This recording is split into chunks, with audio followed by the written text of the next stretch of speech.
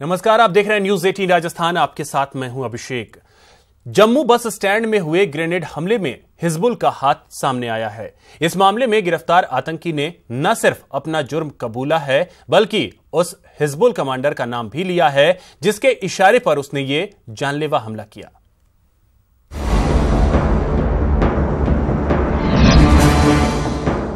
Jammu Kashmir police के शिकंजे में खड़ा ये वही आतंकी यासीर भट्ट है जिसने न सिर्फ जम्मू के बस स्टैंड में ग्रेनेड अटैक कर दहशत फैलाई बल्कि इस हमले से एक शख्स की जान भी ले ली।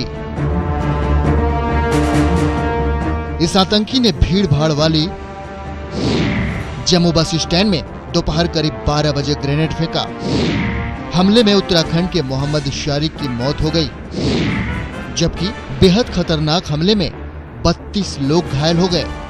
इस हमले को अंजाम देने के बाद आरोपी आतंकी यासीर भट्ट भागने की फिराक में था, लेकिन मौके पर मौजूद सीसीटीवी फुटेज से सुराग मिलते ही पुलिस ने मुस्तैदी दिखाते हुए यासीर को वारदात के चंद घंटों के भीतर ही गिरफ्तार कर लिया। ये लड़का कल कुलगाम से जम्मू आया, आज सुबह ये जम्मू पहुंचा है और इसने इस काम को सरंजाम देने के बाद इमीडिएटली भागने की कोशिश करी और जैसा कि आपको मैंने बताया, इसको नगरोटा टोल पोस्ट पे एप्रीहेंड कर लिया गया। आतंकी यासीर भट्ट ग्रेनेड अटैक के लिए बुधवार को ही कुलगाम से जम्मू आया था और वारदात के बाद भागने ही वाला था कि पुलिस के चंगुल में फंस गया। आरोपी ने अपना जुर्म कबूल कर लिया है और बताया है कि उसने हिजबुल कमांडर फारूक अहमद भट्ट के कहने पर ये जानलेवा हमला किया था।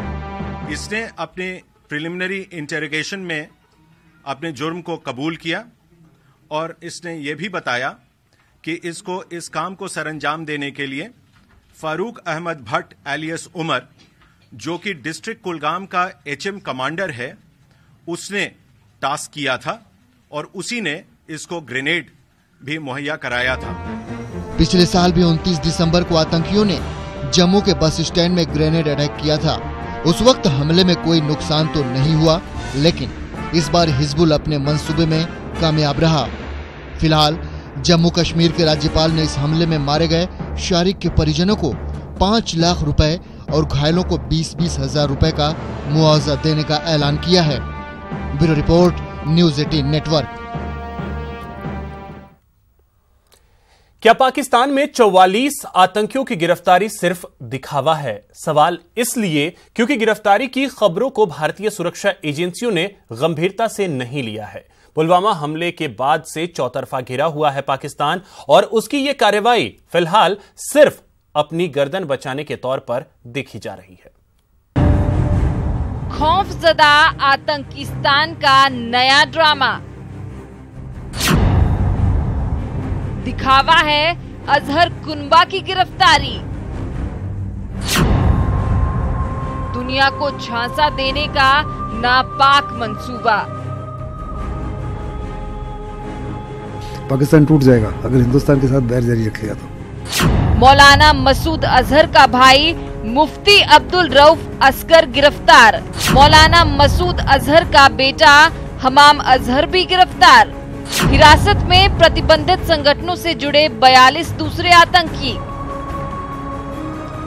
किसी और ने नहीं बल्कि खुद पाकिस्तान के गृह मंत्रालय की ओर से ये दावा किया गया है, लेकिन भारत को इस दावे पर तिल भर भी भरोसा नहीं है। जिन संस्थाओं पे कार्रवाई की है, जैसे हाफिज सईद की संस्थाओं पे पहले भी कार्रवाइयां की हैं। जब मामला गर्म रहता है कार्रवाई करता, बातें भूल जाते हैं। आतंकवाद के खिलाफ जब तक वो निर्णायक कार्रवाई नहीं करता, जब तक उनके अड्डों को नेस्तनाबूद करने की दिशा में काम नहीं करता, जिस तरह से उसने तालिबान के खिलाफ कार्रवाई की ना, उस तरह की कार्रवाइयां करे वो। चौतरफा दबाव की वजह से आतंकिस्तान का दम घुटने लगा है। आतंक और बर्बादी में से एक रास्ता चुनने के लिए वो मजबूर हो चुका है, लेकिन मंशा अब भी साफ नहीं है क्योंकि उसकी कार्रवाई पर किसी को भरोसा नहीं है। भारत के मुताबिक पाकिस्तान सिर्फ और सिर्फ अंतर्राष्ट्रीय दबाव से बचने के लिए ये चाल चल रहा है। पुलवामा हमले के बाद में उसको जबरदस्त दबाव है हिंदुस्तान की तरफ से, ग्लोबल कम्युनिटी की तरफ से। वो डिप्लोमेटिकली कम्प्लीटली आइसोलेट हो चुका है। फिर यूरोपियन यूनियन जिनका 37 देशों का गठबंधन है, फाइनेंशियल एक्शन टास्क फोर्स, उन्होंने भी चेतावनी दी है कि उसको ग्रे लिस्ट से ब्लैक लिस्ट में कर दिया जाएगा। इसके अलावा यूएन सिक्योरिटी काउंसिल के दबाव में उसके अपने जो मित्र हैं चाइना, यूएई और सऊदी अरेबिया, वो भी उसको कह रहे हैं कि इस समय रिस्ट्रेंट की आवश्यकता है।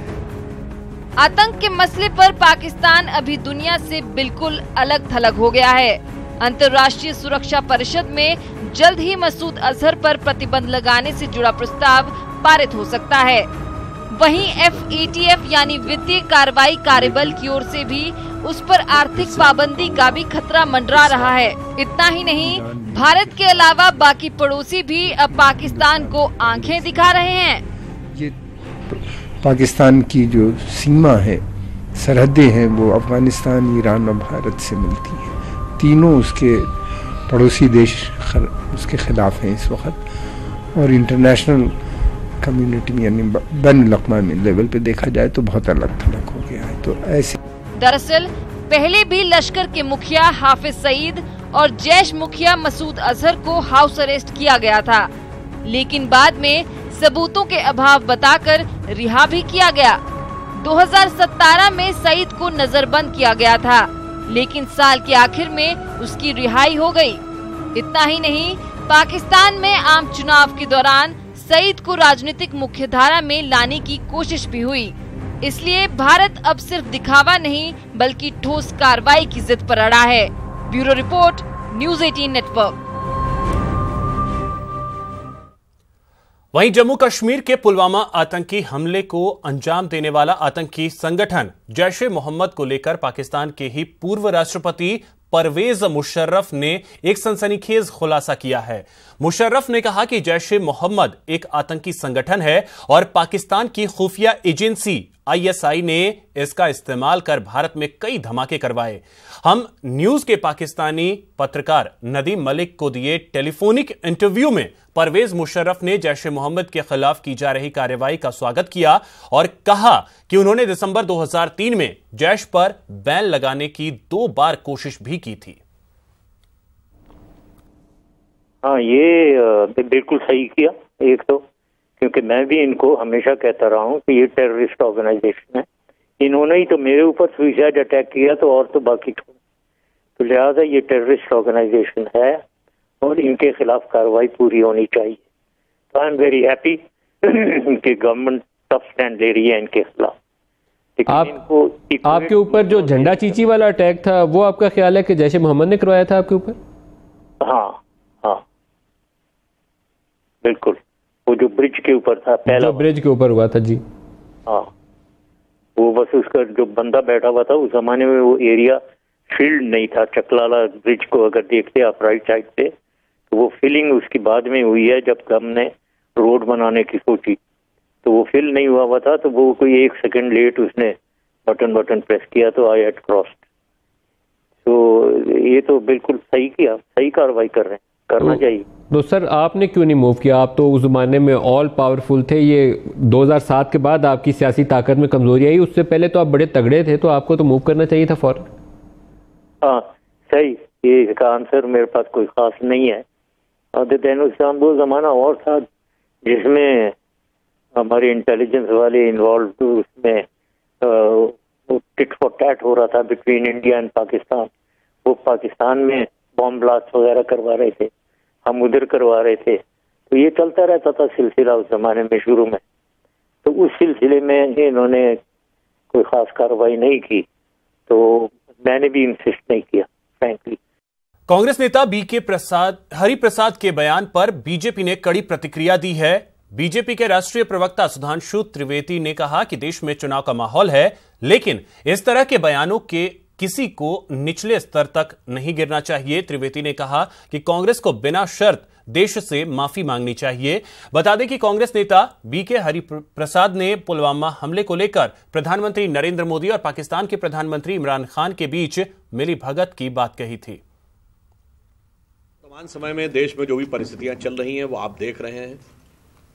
चुनाव का माहौल है, हर पार्टी अपने हिसाब से उसकी तैयारी कर रही है, परंतु चुनावी राजनीति और लाभ हानि के लिए किस निम्नता तक जाया जा सकता है, ये आज कांग्रेस पार्टी के वरिष्ठ नेता श्री BK हरिप्रसाद के वक्तव्य से मैं कहूँगा भारतीय राजनीति में सबसे विद्रूप चेहरों में से, one of the most ugly faces of Indian politics which has been exposed by today's statement of the senior Congress leader Shri B.K. Hariprasad. Congress में लोकसभा उम्मीदवारों के चयन की कवायद तेज हो गई है। कल दिल्ली में कांग्रेस वॉर रूम में संगठन महासचिव केसी वेणुगोपाल की अध्यक्षता में स्क्रीनिंग कमेटी की बैठक बुलाई गई है, जिसमें उम्मीदवारों के पैनल पर चर्चा होगी।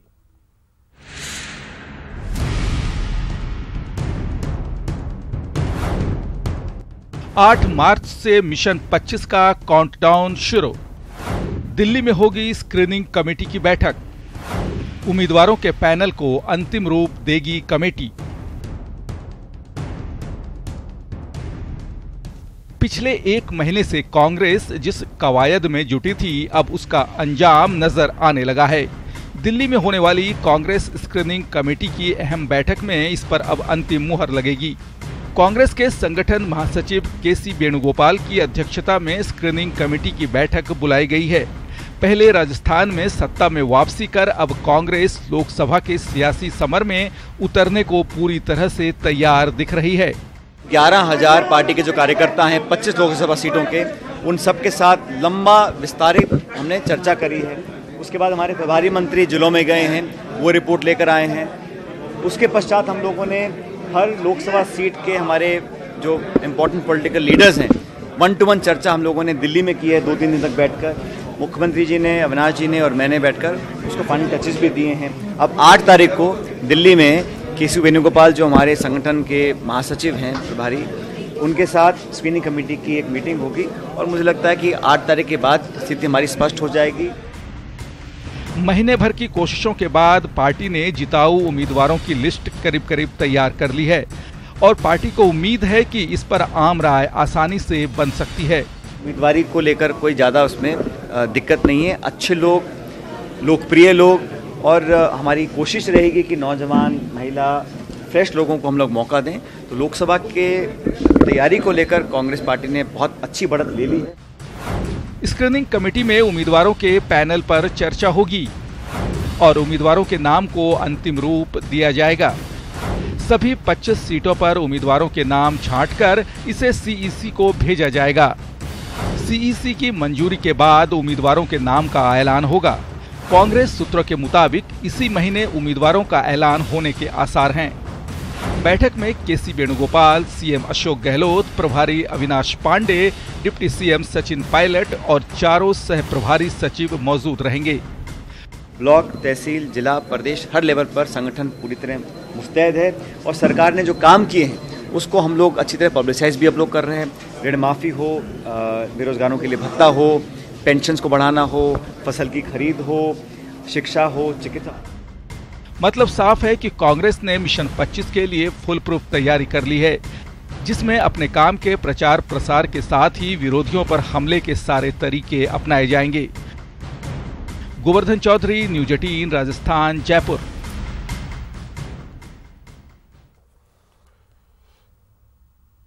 तो वहीं एक बड़ी खबर आपको बता दें, राहुल गांधी अमेठी से चुनाव लड़ेंगे। फर्रुखाबाद से सलमान खुर्शीद चुनाव लड़ेंगे, जबकि रायबरेली से सोनिया गांधी चुनाव लड़ेंगी। ये बड़ी खबर इस वक्त की आपको बता दें, फर्रुखाबाद से सलमान खुर्शीद मैदान में उतरेंगे, जबकि अमेठी से राहुल गांधी, कांग्रेस के राष्ट्रीय अध्यक्ष, चुनाव लड़ेंगे। वहीं सोनिया गांधी की अगर बात कर ली जाए तो रायबरेली से एक बार फिर से वो चुनावी रण में 2019 में कूदेंगी।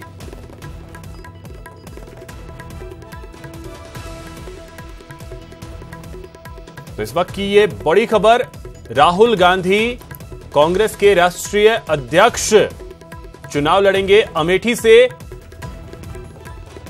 और सलमान खुर्शीद फर्रुखाबाद से चुनावी मैदान में होंगे, जबकि रायबरेली लोकसभा सीट से सोनिया गांधी चुनावी रण में 2019 में उतरेंगी।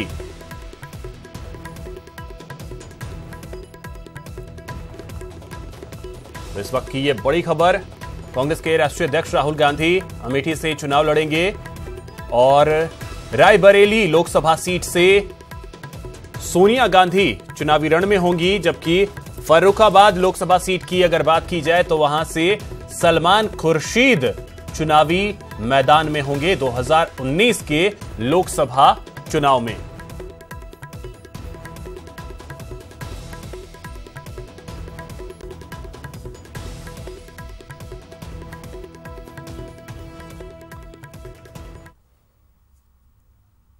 इसी के साथ इस बुलेटिन में फिलहाल इतना ही। नमस्कार।